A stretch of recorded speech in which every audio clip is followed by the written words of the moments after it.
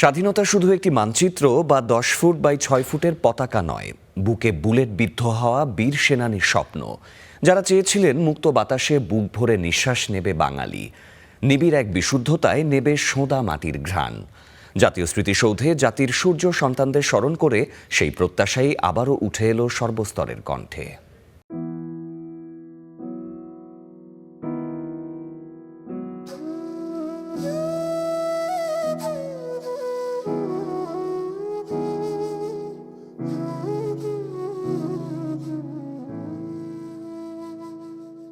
মানুষ বলে প্রাণের দাম কোনো কিছু দিয়ে শোধ করা সম্ভব নয়, তবে তাদের স্বপ্নের অবমাননা করার অধিকারও কি আছে?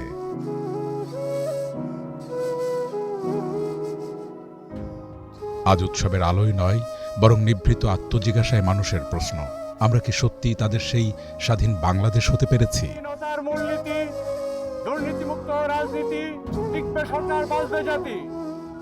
৫৫ বছর পর প্রশ্নটা একটু অন্যরকম। আমরা কি শুধু এই দিনটাকে স্মরণে রেখেছি, নাকি দিনটির শানে নজুল রেখেছি মননেও? আর কতটাই বা শোধ করতে পেরেছি সেই রক্তের ঋণ? যাদের রক্তের বিনিময়ে আমরা একটি মানচিত্র পেয়েছি, একটি ভূখণ্ড পেয়েছি, একটি পতাকা পেয়েছি, একটি জাতীয় সঙ্গীত পেয়েছি, তাদের রক্তের ঋণ আসলে শোধ করার না, এটা শোধ করা যায় না। তোমার আমার ঠিকানা পদ্মা মেঘনা যমুনা, তুমি কে আমি কে, বাঙালি বাঙালি, সেই চেতনা আজও আমরা প্রতিষ্ঠা করতে পারিনি।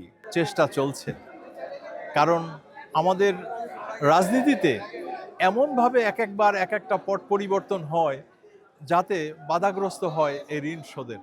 যারা ক্ষমতায় থাকে তারা যদি সেরকম দেশকে ভালোবাসতো, তারা তো দেশকে ভালোবাসে না, তারা শুধু অর্থ, তারা কিভাবে চলবে, তারা বাইরে চলে যাবে।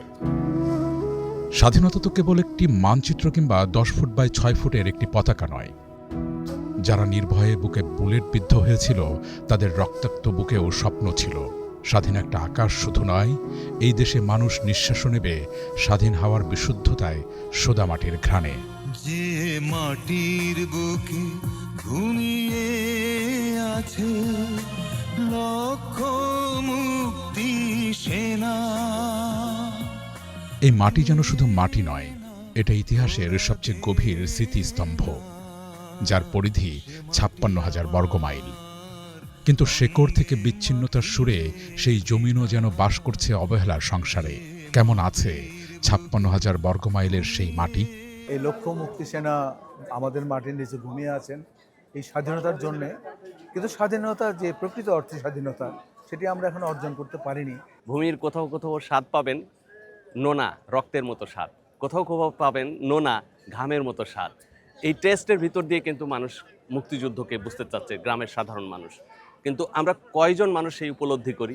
আমরা বাংলাদেশি হোঁচট খেয়ে পড়ে গেলে আবার উঠে দাঁড়ায়, শত্রু তাড়ায়, এটিই হবে আমাদের মূল মন্ত্র।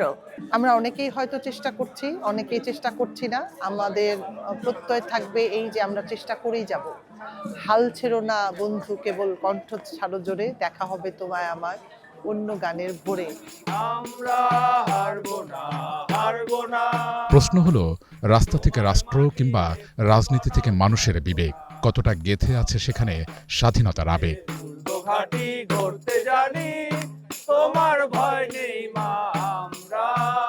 কেননা স্বাধীনতা কেবল অর্জনের নয়, প্রতিদিন রক্ষা করার গল্প। অনেকটা কবি রফিক আজাদের কবিতার মতো, এই দেশ সুন্দর হোক মানুষের মতো সুন্দর। নীল মাহবুব, স্টার নিউজ, ঢাকা।